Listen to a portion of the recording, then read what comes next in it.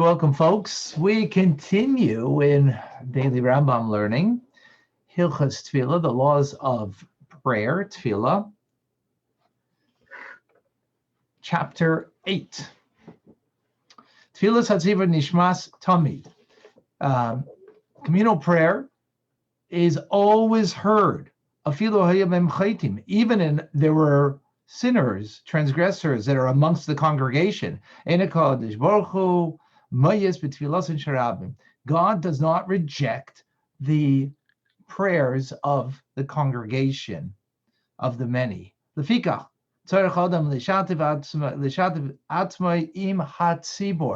therefore, a person should include themselves to be part of the community of prayer, and not to pray individually. At all times that you're able and capable to pray with the community. Of course, if you have extenuating circumstance and you can't, that's understandable. But whenever you can, that's something that we should do. So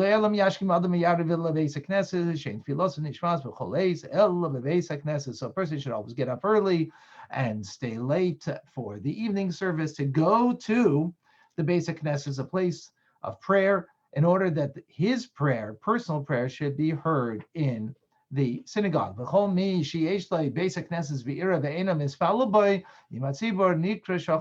someone who has a synagogue in their city and they don't go there to pray with the congregation is considered not a good neighbor, a bad neighbor.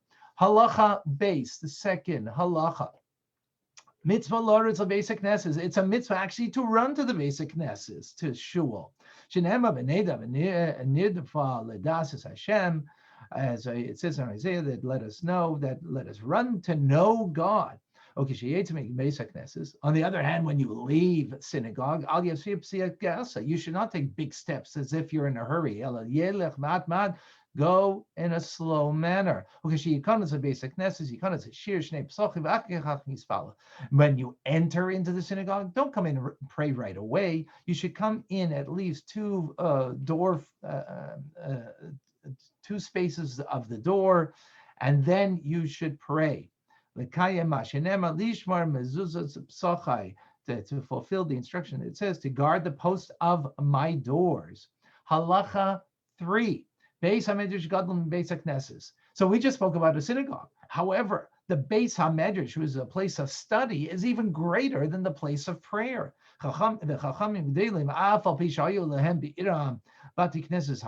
So the great sages, even though they had many synagogues in their city, but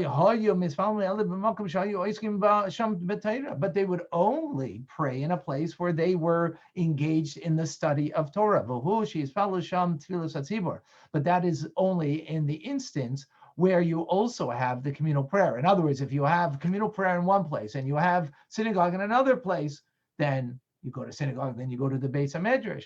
But if you can have the two of them together, that is the preferred manner. Halacha 4. So what does it mean that we say a tzibur, a communal prayer? What is that? What's involved in that? It means that there's one person is praying aloud and everybody else is listening. And we don't make a minyan, a congregation with less than 10 adults who are free people. In other words, they're back in the day when there was a concept of a slave, it has to be a free person. And the one who's leading the congregation, the chazan, is one of the 10.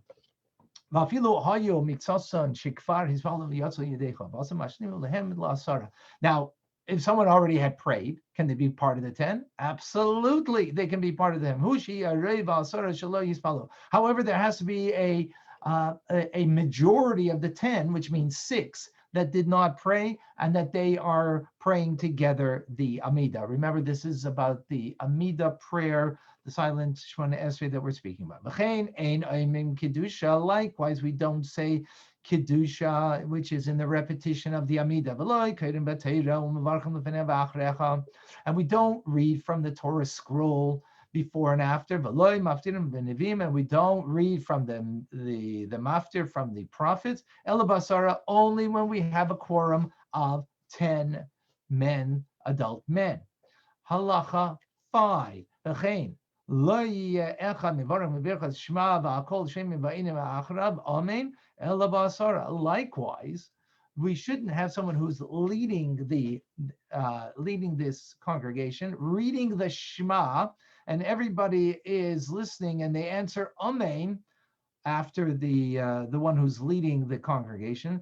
Only when you have again 10. This is called Peiris al Hashma. This idea that the leader again is saying, and everybody's answering Amen. So, Ein Amen Kaddish El Basara. Likewise, we don't say the Kaddish prayer, the mourner's prayer, or not just the mourner's prayer, but also in the service, we have many different times that the leader says the Kaddish, but only with a minyan with 10. And likewise, the Kohanim do not do Birchas Kohanim, the blessing of the priests, only with 10 Kohanim in a minyan, and the Kohanim can be part of the 10. Now, where do we get this concept of 10? That why is it 10? Why not 11? Why not 9? Where does it come from? So it comes from the Torah itself. As it says concerning the spies that went into Israel, they were 12, but 2 of them came back as righteous people with a proper scouting report. 10 of them didn't. And what were those 10 called? Ad Masai La'eda Hara Hazois. How long must I suffer from this evil congregation? But what's important over here is we have a concept of congregation. Congregation, those were the 10. As we mentioned, Yeshua and Kalev, they were not included, and therefore that made 10. That's where the concept comes from. Remember, we're speaking only in legal concepts over here. There's very mystical ideas behind all of these things, but we're speaking about the legality of the halacha, and therefore we need a source for it in the Torah in understanding the concept. Halacha 6. So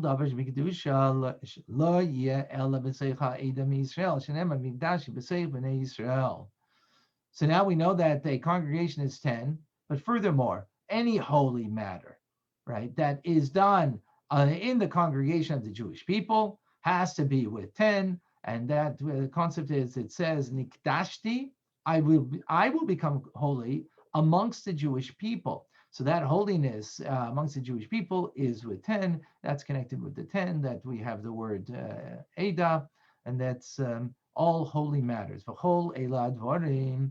In other words, there's certain parts that we call Dvarim Shebikidusha, holy things. Even the olive prayer you would consider holy, but it doesn't have that special added holiness to it that can only be done with 10.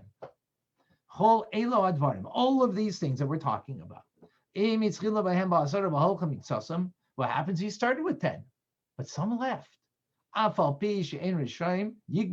Even though those people should not leave, because they should not leave and leave you without the quorum of 10, the minyan, but nonetheless, you can continue without them. You can include the holy, the Davar Shebikidusha without them. So in the middle of Kaddish, someone left the room, you can continue saying the Kaddish. Halacha 7. Now we speak about where are the 10 supposed to be? Well, simple law is they have to be all in one place, right? In other words, we're on Zoom right now. You can't have the 10 in all 10 different places, and Zoom brings them together. And the leader of the congregation has to be together with them in that one place. Now, what happens if you've got a room, that small room that is connected to the big room? How is that considered one place? It depends. So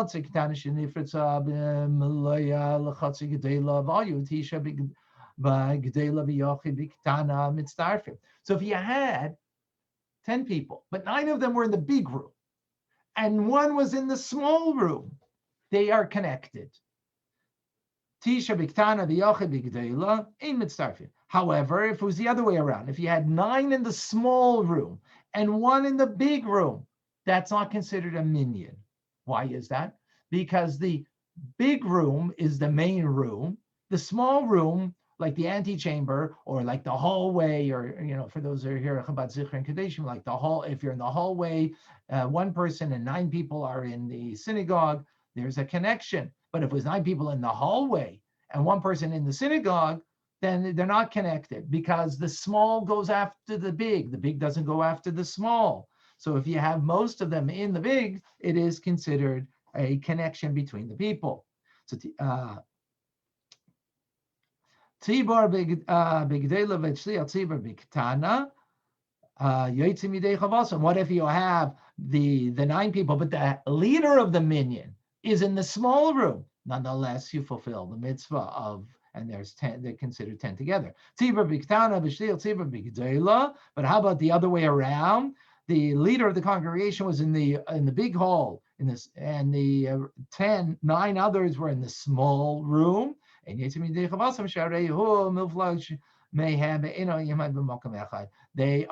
not fulfill the mitzvah of having 10 as a quorum because they are considered separated. Because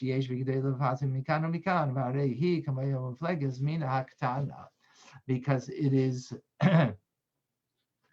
the principle over here is that the walls on each side of the large room separated from the small one. However, the smaller one is not separated from the large one, but it's considered as a corner. It's like the small one is like the corner of the big room, even though they're separated by walls, but that's how it's considered. It's obvious. Halacha 8. So similarly, if we're speaking about excrement, feces, right, that was in the big room, so it was in the big room. So now, and you're going to go into the small room. You can't go into the small room and pray there. Why? Because the small room is connected to the big room. It's considered like a corner, being a part of the corner of the big room. So therefore, if there's excrement there, it needs to be cleaned out. But what was the other way around? What if the excrement was in the small room? So you could read and say the Shema in the big room, as long as, of course, the smell didn't extend into the big room. Why? Because it is considered separated. Because remember, the small goes after the big, not the big after the small. That's the principle over here. Halacha 9. Now the leader. What does it mean, a leader of the congregation? What does it mean? You're a leader. What? In what way? Because you can help the others fulfill their obligation of prayer. Now, what does that mean, that you fulfill their obligation? So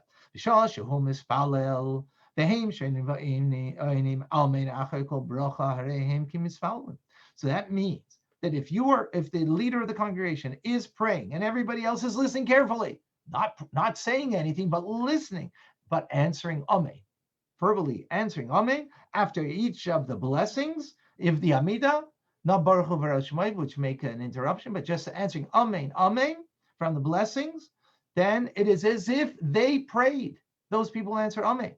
When do you do this? At any instance? We don't see this usually in a synagogue, right? That's when a person doesn't know how to pray. A person doesn't know how to pray in English, let alone in Hebrew. They don't know how, right? Maybe they just don't know how to read, for example, right? Back in the day, that was a very common thing. So therefore, how do they fulfill the mitzvah? Well, they listen and they answer Amen. By answer Amen, it is considered as if you prayed. However,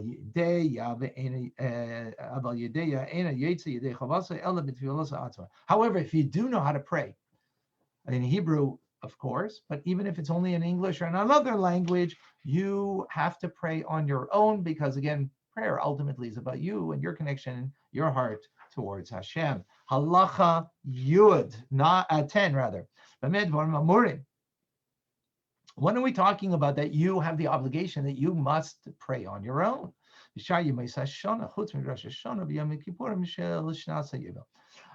That is in all regular prayers throughout the year. However, Rosh Hashanah and Yom Kippur on a Jubilee year, which is a similar prayer to the Rosh Hashanah Musaf prayer that is very long.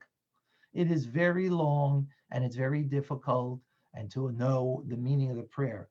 In those instances, you are allowed to be fulfilling the command of prayer by answering Amen, by listening and answering Amen.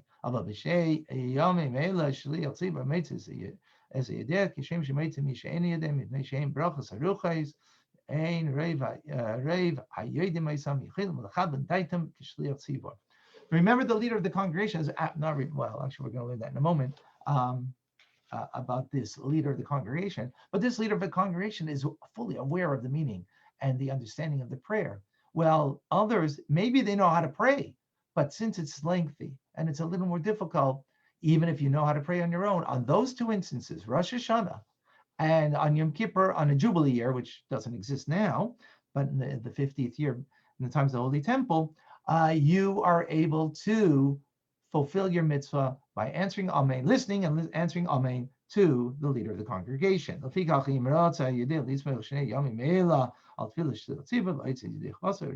So therefore, it's permissible that a person, even if they know how to pray on that particular time, that you can fulfill the mitzvah through the shliach tzibur, through the leader of the congregation. Now, well, who is this leader of the congregation?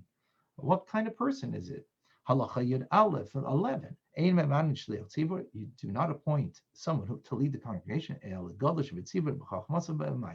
Someone who is great in their wisdom, not just wisdom, but in their actions, meaning in their fulfillment of Torah and mitzvahs. That is great amongst their, the cohorts of the congregation. And if the person was elderly, that's even more praiseworthy.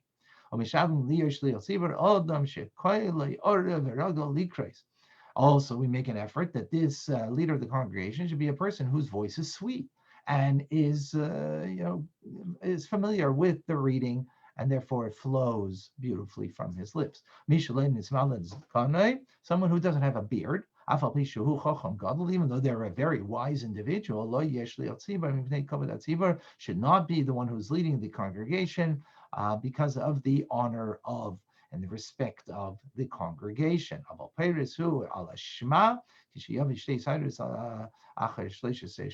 However, this person can lead the congregation when it comes to the Shema. Here we're speaking specifically about leading the congregation when it comes to the Amidah, the silent prayer, and the repetition of that prayer needs to be someone who is honorable, has wisdom, good deeds, and so on, and is, of the choicest people of the congregation. Halacha 12, chen ha'ile. So likewise, someone who has a difficulty with the words, some thump is on the words. They swallow their words, and they're not saying the words appropriately. For example, someone who doesn't say the letters appropriately, like an ayin is a guttural sound, and aleph isn't the same guttural sound. So you mix up those letters because there is a similarity between them. Someone who is not able to say the letters appropriately, that person should not be leading the congregation. A teacher can appoint a student to lead the congregation. A blind person can recite the Shema leading the congregation. However, someone whose shoulders are uncovered, they're maybe just wearing a t-shirt or as such, that their shoulders are or a tank top type of thing. Even though that person can lead when it comes to the Shema, that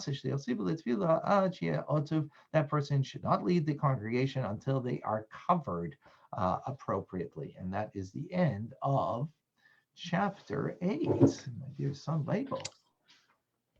Okay, chapter 9, Perek Chi, Halacha Aleph, number 1. Say the Tfilas HaTzibur Kachu. when you're davening, when you're praying with a congregation, when you're praying with a minyan. So this is the order of things. Bashachar, in Shachris, in the morning, that everybody sits, and the leader of the congregation, meaning the chazan, he goes down towards the teva. In certain instances, it was a minig, and the Rambam mentions it about davening from a lower part, as it says in the pasuk Mima Makim Karasicha Hashem, that I call out to Hashem from the depths, and the chazan would go down. There's still some shuls today that have that. And he stands in the middle of people, and he says Kaddish, and everybody answers Amen, with all their strength, with all their might. And he also answers Amen at the end of Kaddish. And then later on in the davening, you say Baruch Hu Hashem Amvayrach, and everybody answers Baruch Hashem Amvayrach Leilam Vaed. And then he starts with the preparation for Shema, the blessings that we say before Shema, the Kodram out loud, and everybody answers Amen al kol bracha bracha. They answer Amen after each bracha before Shema. But if you know how to daven, how to make these brachas yourself, and to read together with the chazan, and you say, so you do say until Gal Yisrael, which includes the brachas before, the blessings before Shema, and the Shema and the blessings after the Shema, up until the Amidah. Number 2, Beis. And right after Gal Yisrael, after the blessings, after the Shema, right away, everybody stands up and they pray together quietly. Belachash. That's the silent Amida. Someone that doesn't know how to pray, so he should stand. He shouldn't sit. He should stand, and he should be quiet and wait until the chazan has finished his silent Amida. And with the rest of the community, with the rest of the congregation. And anybody, once you get to the end of the Shemona Esrei, once you get to the end of the Amida, so you should take 3 steps back. And you should pause and stand at that place where you got to, where you take 3 steps back. Wait in that place where you took the 3 steps back. And as he's going to mention in a moment, you go back, you take your 3 steps forward once you're ready to do the Kedusha, just before the Kedusha. So you take the 3 steps back and you wait at that moment. Number 3, Gimel. After the chazan takes the 3 steps back and he waits in his place, so now he restarts and he davens the kol ram in a loud voice, right? Because before we talked about the silent Amidah. And now he repeats it, but in a loud voice. Metchilas habrachas, from all the way at the beginning of the Shemona Esrei, laitzi is kol mishum levispalal, in order to have in mind and to include anybody who didn't daven. Everybody stands, listens, and answers Amen after every bracha. And this answering Amen, it applies to anybody who didn't fulfill their mitzvah of prayer yet because they didn't know how to read or something like that, or anybody else. Even if they did their own silent prayer, they should answer Amen and focus on the chazan's repetition of the Amidah. Number 4, Dalit. And he says Kedusha. As we know, the Kedusha, Naktishach, etc. In the 3rd bracha, when the chazan gets to Kedusha, there is permission for everybody to take the 3 steps forward. Okay, so that's where we take the 3 steps forward, right before the Kedusha. And when the chazan gets to the bracha of Maidim, and he bows, so also the rest of the congregation, they also bow, not too much, and they say, and this is the version of Maidim that Rambam mentions. You can see it also in your Siddur. It's called Maidim de Rabbanon. It's the rabbinic Maidim that we say when the chazan gets to Maidim. So it's Maidim. Hashem Elokeinu v'Kei Kol Basar Yitzchenu Yitzur Bereshis. Rachis v'yedayis l'shim chagad v'akadosh shal shechizanu v'kimtanu, kein chayenu, zchanenu, v'sesav galiyasenu, chatzis gachecha, lishmer chukecha, lavducha b'emes, lasis yitzecha b'lei v'shalom, al shana meidim lach, v'chola oimer. Oh, and that's the end of the Maidim Derabanan. The way the Rambam in our Siddur, it's almost exactly the same. One slight, as I the way I see it, I think it's one slight difference of our nusach. But this is the Maidim Derabanan, the rabbinic Maidim that we say when the Chazan in the repetition of the Amidah gets to Maidim, different than the Maidim that we say in the Amidah. And then he ends off, Halacha Dalid, V'chala Omer, Maidim, Maidim, anybody who says Maidim, the word Maidim twice, Maidim is I submit, and it's towards Hashem. So if you say Maidim, Maidim, if you say it twice, that means that you're as if you're referring to two gods. So Mashatkim Aisai, you silence that person. Halacha hey, number 5. After you finish this Shmona Esrei, Yeshev Yipel upon Avita, so then you sit down and you do Nefilas Apayim, and when you do Nefilas Apayim, this is the Lamentations, the supplications that you do after davening on a day that you say. So this is the tachnun. So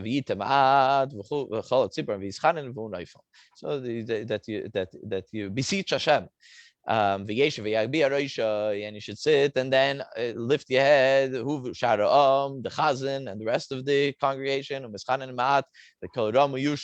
and that you have the supplication towards Hashem in a loud voice, but while sitting. And then the chazan gets up levadei, and he says Vaymer Kaddish Pam Shniya, and he says another Kaddish Veim Einin Kederach She'einin Betchila, and he answered this Kaddish the same way you answer in the first Kaddish. And then you say Vaymer V'urachum. So this the Rambam says to say V'urachum. This, I guess in the time of the Rambam they said the V'urachum every day. We say V'urachum only on Mondays and Thursdays. And then Tehillah who I made, he stands Veim Yashvim, they sit Veim Kairim Imai, and those who can should read it together with the Chazan.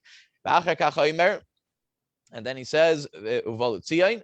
Right, so there's the Asher Uvalutzian, Vanizais, and this is different parts of the Uvalutzian, Vanizais, Vata Kaddish, the Karazel Zeviyamar Kaddish, V'Geimer Akdusha. So the different, the mentioning the Kaddish, and then after the Chazan says Kaddish, Heim Einim, they answer Kaddish, Kaddish, Shalish Ba'amim 3 times. V'Chayzer V'Kaire Akdusha Targum, and then you go continue in the Uvalutzian, and you say this Kedusha, but in Aramaic, V'Eimer V'Tiseni Ruach, and then you continue with V'Tiseni Ruach. The Kodesh Targum, and also the Aramaic, and also Hashem Yimlech Le'elam Vad with its translation into Aramaic Targum, so that the congregation should be able to understand. Number 6, Vav.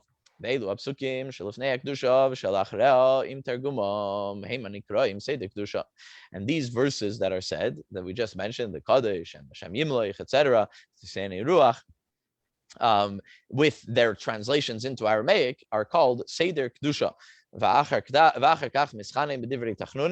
And then he has supplication. Yeah, and verses of mercy, and it's ended off after Voltzian with Kaddish.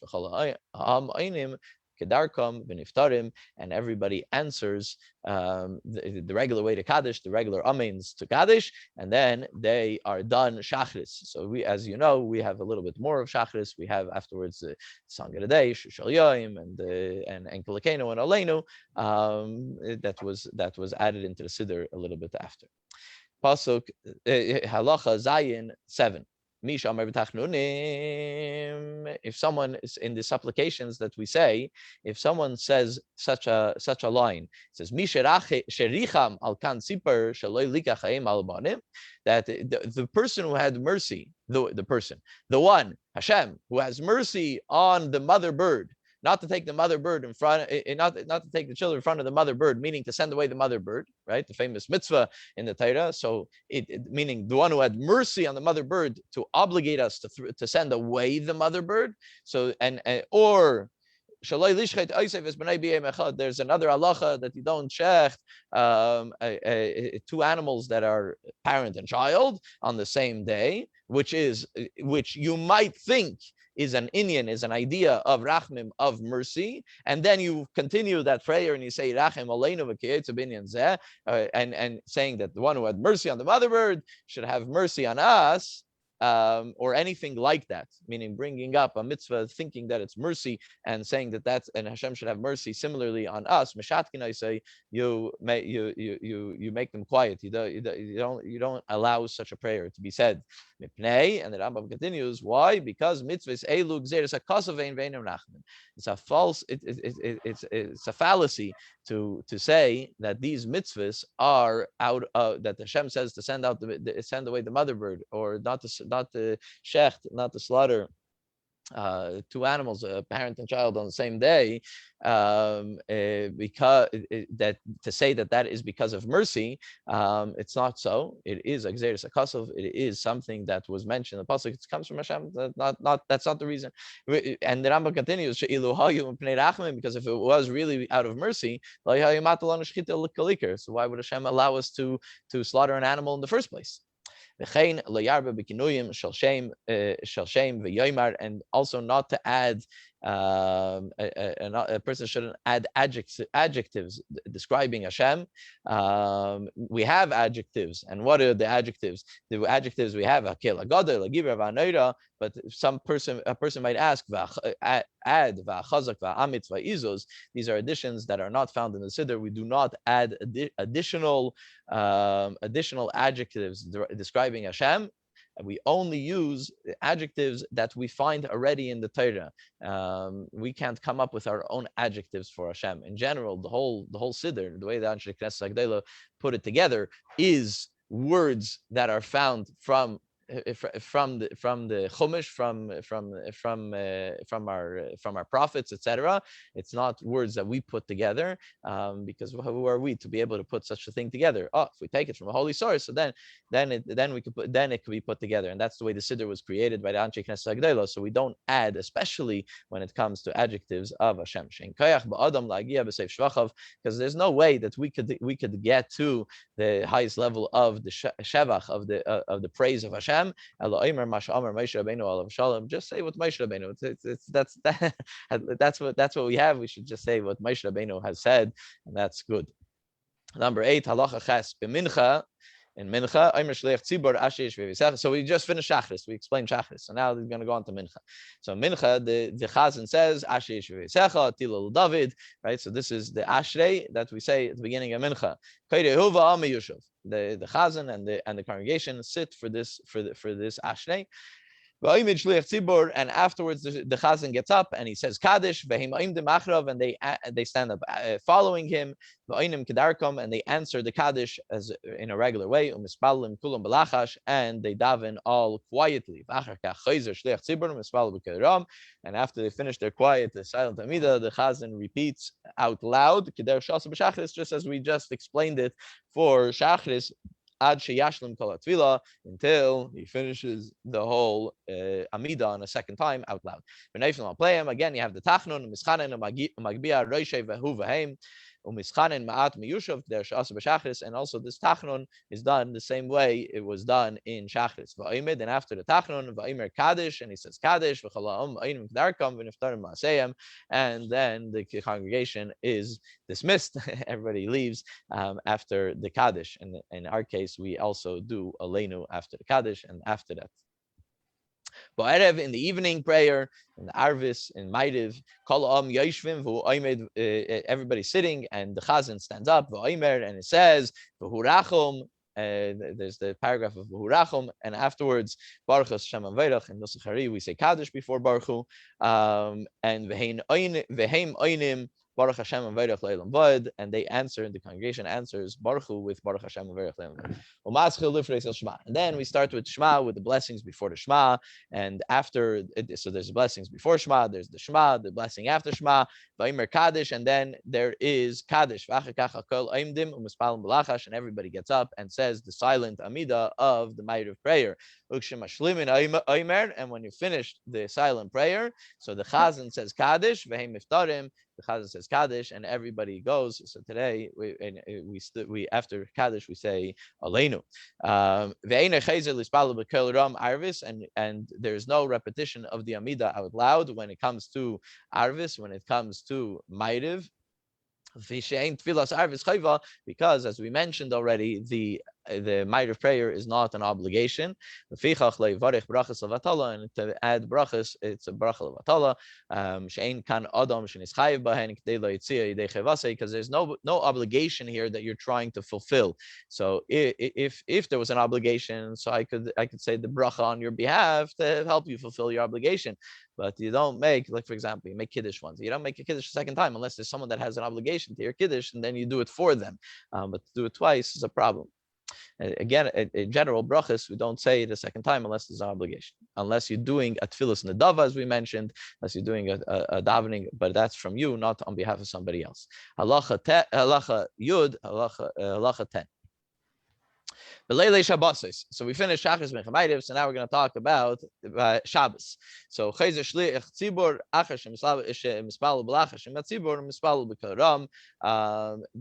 on Friday nights, if you noticed, we have the Berach Achas Mein Sheva.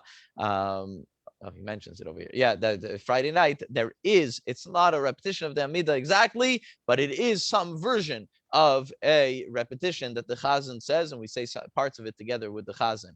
And Einem Mispal Sheva, he doesn't say all 7, right? Because on Shabbos we don't have 19 blessings, we have 7 blessings in the Shemona Esrei. It doesn't repeat 7. Ela bracha achas, it's one bracha after Shemona Esrei. Me'ein Sheva, that is a version of the 7, all into one. So he says, Baruch Hashem Elokei Yisrael, Elokeinu v'Elokei Aviseinu, Elokei Avraham Elokei Tzvi Yaakov, okay, Lagad Eligiber Vaneda. So that's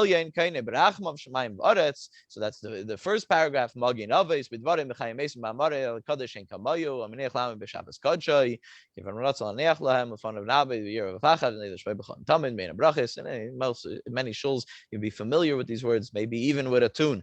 Kelay dais adayin shalom kadosh Shabbos v'arach shvi minich v'yushalam dushne yoneg zeichel masiv reishis, and then continues with Elokeinu v'Elokei Aviseinu Ritzeinu v'Nuchaseinu, which ends off with a bracha, and that's the one bracha. Me'ein Sheva, Baruch Hashem, Mekadesh Shabbos, and afterwards we say Kaddish, v'niftarim na'am, and you say Kaddish, and everybody goes home. And in our nusach we say Kaddish. We have another capital Tilim. We say another Kaddish followed by a Baruch Hu, and then with Aleinu. So now we mentioned before that when it comes to Ma'ariv, when it comes to the evening prayer, we do not have a repetition of the Amida, but all of a sudden, Friday night, we have a version of a repetition. We have one bracha that's a version of a repetition of the Amida. Why did the sages institute this? So he says, more people come to Shul on Friday night than a regular night. On a Sunday night, a Monday night is less people. Friday night, more people make an effort to come to Shul. And there might be someone that will come to Shul a little late, and he didn't finish his davening. And someone came late to Shul, so he's going to daven, and he's not going to finish together with the minyan. So everybody else will leave, and he will leave after everybody else, and it could be a danger to walk out late at night from Shul. It seems that the Shul was on the outskirts of town, and there was a fear of walking from the Shul back home. So therefore, there was this additional part that the Chazan prays. So it delays everybody leaving Shul until this person who came late will be able to go out and leave together with them.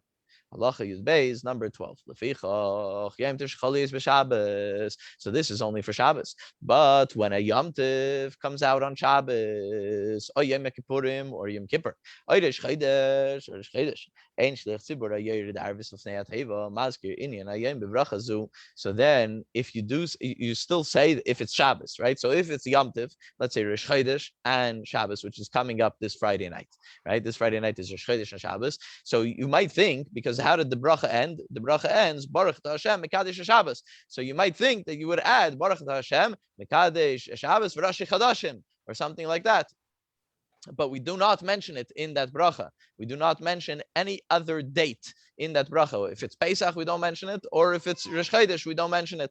Aval Chaysim Ba, we just finish it off. Mekadesh Shabbos Bilvad, only Mekadesh Shabbos, Fish, Lenis Chayev, Hayom Bevracha Zu, because there's no chiyuv, there's no obligation to make this bracha in general. It was only added in, it was only put in order to help those who came late. So therefore, since there's no obligation, we don't change the nusach, we only keep it at Mekadesh Shabbos, only for Shabbos alone. Halacha Yud Gimel 13. Shabbos Yom Tov Mishayim Shelach Tzibur Tfil Shachas B'Kel Ram. On Shabbos and Yom Tov, when the Chazan in the morning prayer finishes the repetition out loud, he says Kaddish V'Achakach Tilil David, and then he said, and then there's Ashrei Vaymer Kaddish, and he says Kaddish Mispal and Musaf B'Lachash, and then Yadav and Musaf quietly. He doesn't mention over here that in the middle, the way we do it now is that we read from the Torah in the middle. So, but if you look at it without the Torah reading, that's what happens. Say Kaddish. Okay, we also say the song of the day, etc. But for the most part, you're saying Kaddish and you're going. You say Ashrei and you go straight into Musaf. I mean Kaddish before Musaf and goes into Musaf. And after you say the quiet Musaf, the Chazan repeats the Musaf out loud. Just like we've done in Shachris. Kaddish achar tfilas Musaf va'am niftar. And you say Kaddish after Musaf, and then everybody goes home. In our case, we say in Kilakeno and Aleina. And you do not say the Kedusha, which is the Brichis Kedusha that we said in Uvalutzian, or Tachnon, supplications after Shachris, like we say during the week. There is something that we say before Mincha Ketzad,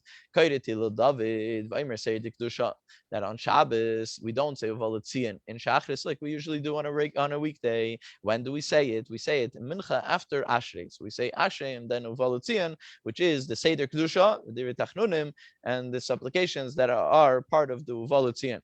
Vaymer Kaddish, Mispal in Mincha, and then you say Kaddish, and then there's the Amida, the silent Amida of Mincha, V'chayzer Mashmiat Vils Mincha B'Kel Ram, and then the Chazan repeats it out loud, Vaymer Kaddish. And halacha 14, Yudalid, the last halacha, B'Rashi Chadashim on Rosh Chodesh, a new month, U'B'Chayil Shalmaid, or on the intermediary days of Yom Tov, Seder Kedusha, Kaidem Tfilas Musaf, Omer Seder Kedusha, the Kaidem Tfilas Musaf. He says this Kedusha before Musaf, B'Mitzay Shabbos, Omer Seder Kedusha, Gam Achar Tfilas Erev, on Saturday evening after Shabbos, the end of Shabbos, by Maitiv, we say it after Shmona Esrei, before Aleinu. Again, we say the Ata Kaddish over there, Yamachar Tfilas Erev, Imrim Kaddish, and then we say Kaddish, V'achakach Mavdil, and then he makes Havdalah. How you made the Yosef Coast?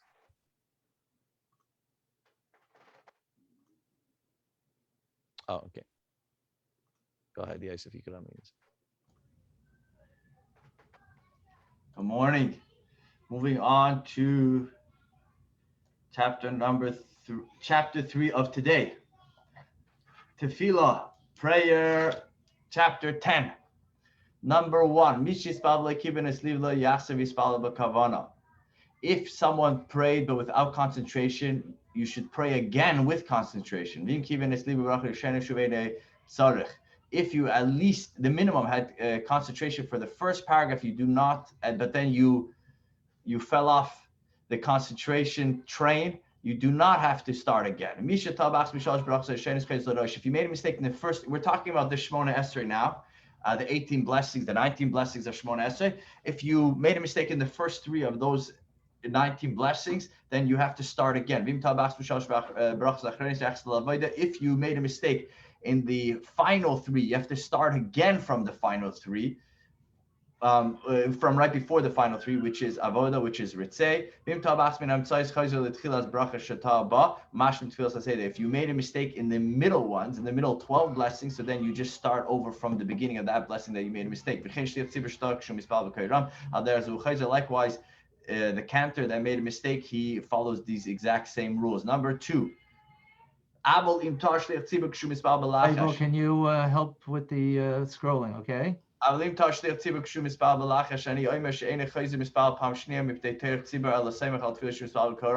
But the Maimonides says that if the cantor makes a mistake in his own personal prayer, better not to go back and start again, because then everyone will have to wait for him. Better, he's going to be reading it, he's going to be saying it loudly soon, so he will that suffices for him. That is only if he made a mistake in any of the other blessings besides the first three. But if you made a mistake in the first three, you always have to start again. Number 3, if the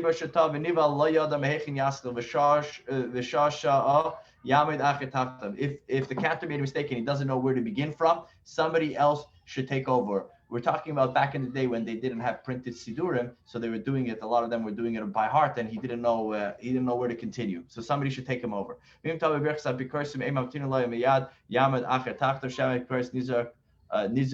if he made a mistake in the blessing that curses the heretics, he should not continue, because maybe the reason why I didn't want to curse heretics because he has something in it's personal for him. So we should really get somebody else to pray. That's if he did not begin the blessings, because if he began the blessing, obviously he doesn't have something personally against cursing out the heretics. And we should wait. We should wait for him. And while we're waiting for him, the second person should not refuse at this time, which means that if we have to replace the cantor, people shouldn't be like, not me. If we need to be replaced, step forward and be there if you're needed. Number 4, now the second person, the substitute cantor, where does he start from? So we say, if he made a mistake in one of the middle blessings, the 12 middle blessings, then he should start at the beginning of the blessing that he made a mistake. If he made a mistake in the first 3, then the substitute cantor should start from the beginning. If he made a mistake in the final 3, he should start again from the blessing of ritzei. Number 5, somebody says, you know what, I'm not going to go and be cantor today because I'm wearing colored clothing, I'm embarrassed. So they say, even when you're wearing conservative clothing, don't go. That's not a reason not to be cantor. Likewise, if you say, I'm not going because today I'm wearing sandals, even when you're wearing nice dress shoes, leather bottomless dress shoes, you should also not go. Number 6, if somebody made a mistake, he doesn't know, did I pray this morning or did I not? Don't pray again. Only unless you're doing it as an adava, you're doing it as a voluntary prayer. Because if you want to voluntarily pray the whole day, you can. So if you consider that a voluntary prayer, you're fine. If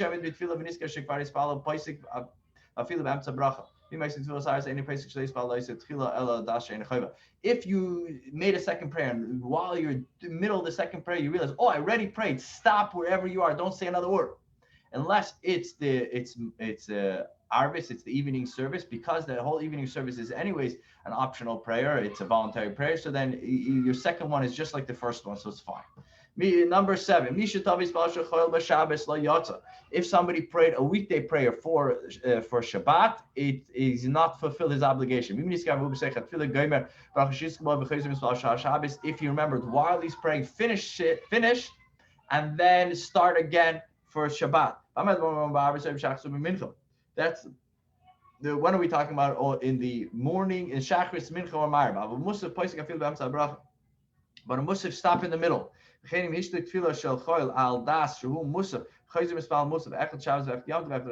he did a weekday prayer thinking that this was the Musaf prayer, then he should go back and pray the Musaf prayer, whether it's Shabbos, a holiday, or Rosh Chodesh. Number 8, if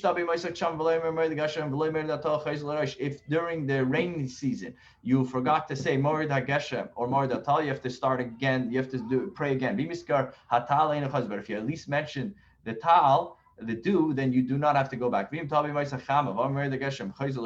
during the summer you mentioned rain, you have to start again. But if you didn't mention the dew, then you do not have to go back. Because for dew, it's never held back, so you don't need to request it. Number 9, if you forgot, so that was in the beginning of the Shemona Esrei, of the 18 blessings. We have last paragraph was talking about saying Morid HaGeshem, Morid HaTal. Now we're talking about in the middle of prayer in Birchas Hashanim. You also have a request for rain. So if you pass that and you forgot to request, then do it by Shemei Tefillah, which is a few blessings later. But if you Shomei Tefillah passed and you also did it, you forgot to mention it there, then go back to the Birchas Hashanim, the blessing of Birchas Hashanim. If you finish the entire prayer and you realize that you forgot to request for rain, then you have to pray again. Now, what if it's Rosh Chodesh or Chol Hamoed and you forgot to say Alav Yavai? I'm asking if you remembered while you're still praying, then go back to Ritzei and say Ritzei and include Yalav Yavai. If you finish the entire prayer and you forgot, start praying again. Now, if you finished the Shemona Esrei, but you still didn't move your feet back the 3 steps, then it's considered that you're still in the middle of Shemona Esrei prayer, and you can go back to Ritzei and then include Yalav Yavai. Number 11. When are we referring to that you have to go back? Is on Chol HaMoed or Shachris and Mincha of Rosh Chodesh. But on the evening prayer of Rosh Chodesh, if you forgot to say Yalav Yavai and you finished the entire prayer and you took you 3 steps back, you don't say Shemona Esrei again. Number 12. Any place that an individual is requested to go back, likewise a cantor, the leader of the congregation also should go back.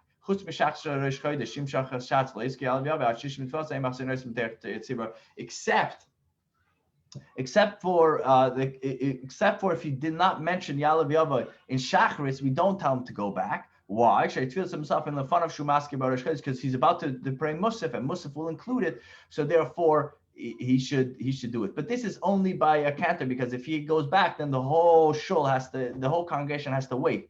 But you as an individual, you have to go back. Number 13. So now the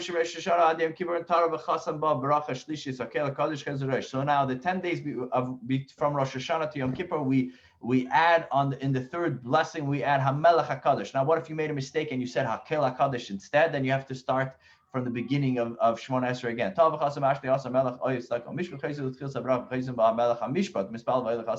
Likewise, at the end of the 12th bracha, we change it to Hamelech HaMishpat. If you said the regular one of Melech Tzedakah Mishpat, then you have to go back to the beginning of that blessing and say it properly. Now, if you only remembered at the end of the entire prayer and you already took your 3 steps back, whether you are an individual or you're the cantor of the congregation, you must go back and do it again. Number 14. At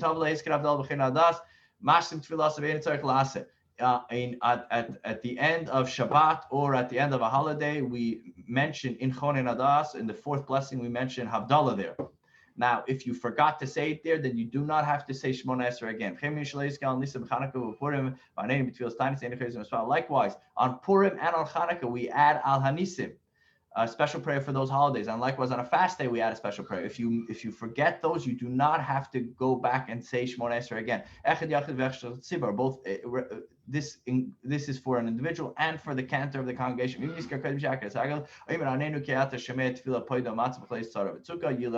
But if you remember specifically about Anenu, the special prayer that you say for a fast day, you should say it at the end of prayer, right before you say and before you take the 3 steps back. You are allowed to insert it there.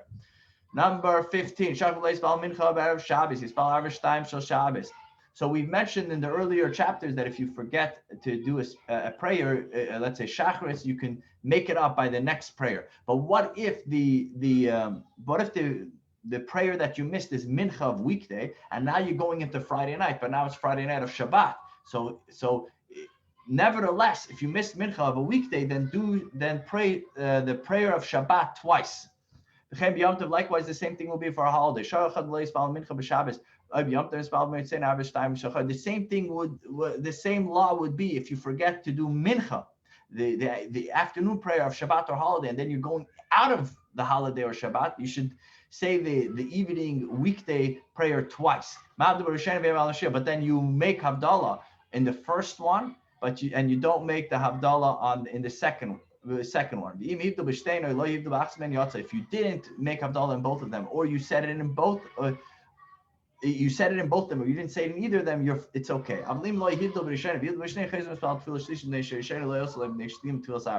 But if you didn't make Havdalah in the first one and you only made it in the second one, so then you have to make a third Shemona Esrei, because the first one it was not considered a Shemona Esrei for him because he didn't make Havdalah, and that's what he's supposed to do. But if you didn't make it by both, then he'll be fine. But if you specifically made it in the wrong one, then you have to do a third one, because then the second one would constitute as your first one, and then the third one would be considered the second one. Whenever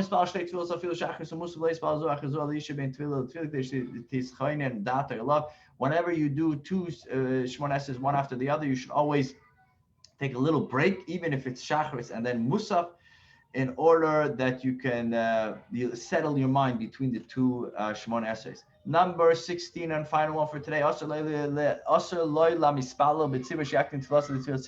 You are not allowed to pray before the congregation prays. And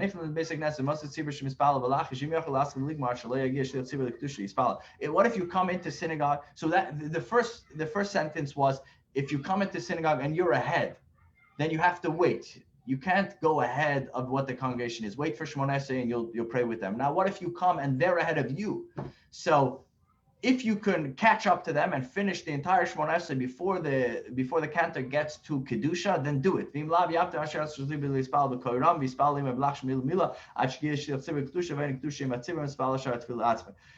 Then wait until the cantor, the chazan, starts his repetition of the Amidah, and you do your private Amidah, your individual Amidah, together at the same time with the repetition of the Amidah. Go together, and then when he says Kedusha, say Kedusha quietly together, and then after Kedusha, he goes on his way and you go on your way. But now, what if you started praying, let's say, thinking that you'll make it there on time, but this chazan was going very quickly, and you're at the end of the prayer, and he starts saying Kedusha, then stop, listen to what the congregation is saying, but don't say it with them, because you are in the middle of Shemona Esrei. And as well, you do not answer Amen Yeshmer Rabba while you're saying Shemona Esrei. And of course, it's not necessary to say that you don't answer Amen for any of the other blessings, because you are in the middle of Shemona Esrei. And with that, we conclude the 3 prakim, 3 chapters for today. Okay. Any questions? Label will be the moderator for questions today. Guys, today's your day to ask all the tough questions. So there's 3 questions already in the chat. So someone asked, if you're davening, if you're in the middle of your silent Amidah and the repetition is going on, you do not answer Amen. You pause when they're at Kedusha and you don't say anything. So just you continue your own Amidah, you focus on your own Amidah, and you do not answer anything else.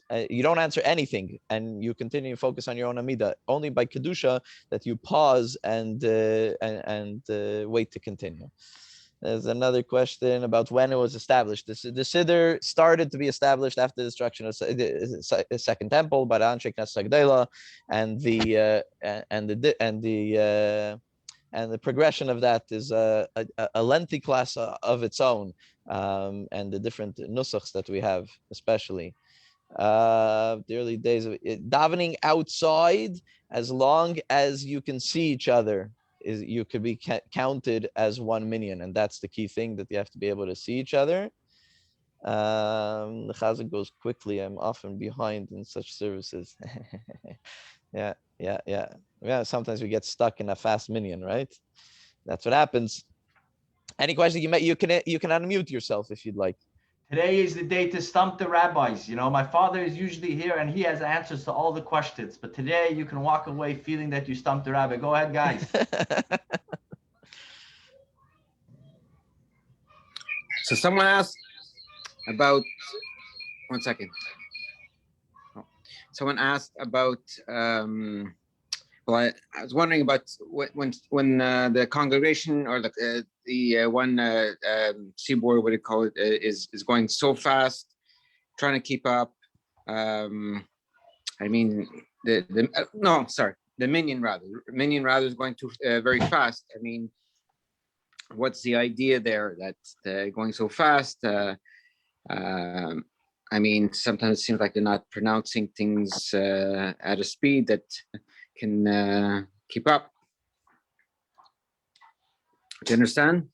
So what's the question? If you're in a minyan that they're davening quicker than you, yeah, so you're asking what you should do? But they want to they want you to be part of their minyan, but they're going at a speed that you can't keep up. So you do it at the speed that you can. You can't go faster than you could go, right? It's you follow how fast you could go. That's not you can't go quicker. No, you don't skip. Yeah. I'm generally not in a traditional service. My congregation was Orthodox in 48 and became conservative, and then became Reform in 56, and then became whatever it is today. So it's a little of everything in there. You still have the scope, the ability to do certain things. There is one question I do have. In my congregation over the years where there were a number of still traditional people in there, they would, if they were reading from the Torah and somebody messed up a word, another guy next to him would correct him, and then they would just continue from that point. I have always taken that to be acceptable, but I do marvel again at the different rules you covered over the course of this session. So nothing that we said today contradicts that. That's the proper way, that if the Baal Korah, the one who's reading the Torah, makes a mistake, yes, it's a time-old tradition that you scream at him. No, right? Correct him, and the one who catches it first feels like $1 million that he caught the mistake. But you know, it's very important. The louder you are, the more observant you are. Exactly.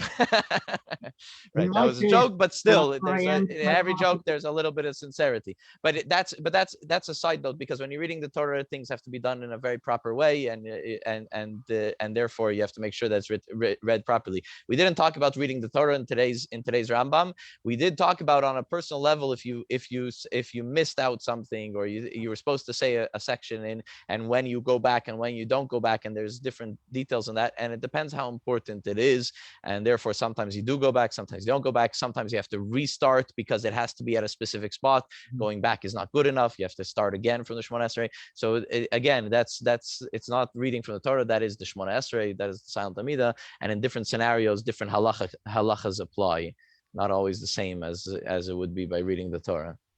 I just needed to say, the louder I am, the worse it can be for the congregation. I tend to subdue myself and just do the best I can. If I feel I've missed something, I do go back and cover that on my own without interrupting anything. Right. I do follow. I can keep up with the Hebrew, but it's like a tobacco auction growing up for me. I thought, whoa, the speed is incredible, but it's all by rote, and it's all from training from infancy. It's just amazing to me. Right. Yeah. So Irma asked in the chat if words like mighty, powerful, and awesome are considered to adding adjectives. So no, they kill, those Hebrew words and the translations of them are words that Moses used. That's what we mentioned, that Moses used them to describe Hashem. So therefore we use them. We don't use our own adjectives and descriptions. We use what we find in the Torah that Moses used. And obviously there was